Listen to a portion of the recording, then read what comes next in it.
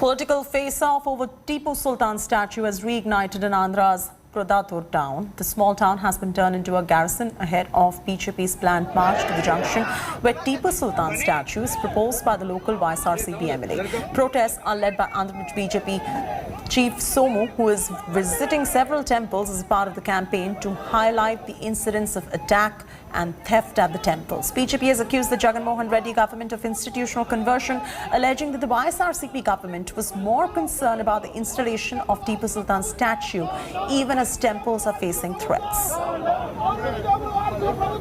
Ashish Pandey now joins us for the very latest. Ashish, another Tipu Sultan face-off right there. This is BJP versus Jagan Mohan government this time around. Walk our viewers through all that is transpiring right there in the state of Andhra Pradesh.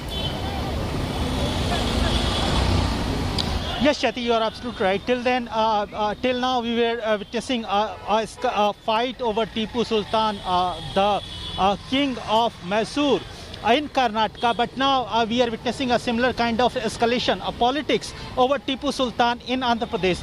Remember last month in June, in fact, the local YSR Congress Party MLA of Pudatur town of Kadapa, which is a native or home district of Chief Minister Y.S. Jagan Mohan Reddy, he announced installation of a statue of Tipu Sultan, the warrior of Mysore.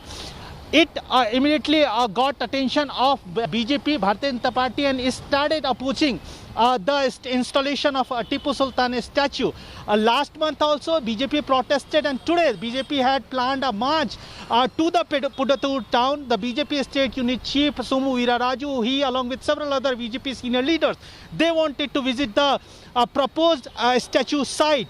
Ahead of their visit, BJP leaders visit local police, strengthened the security. They deployed large number of police forces, and all these leaders were detained.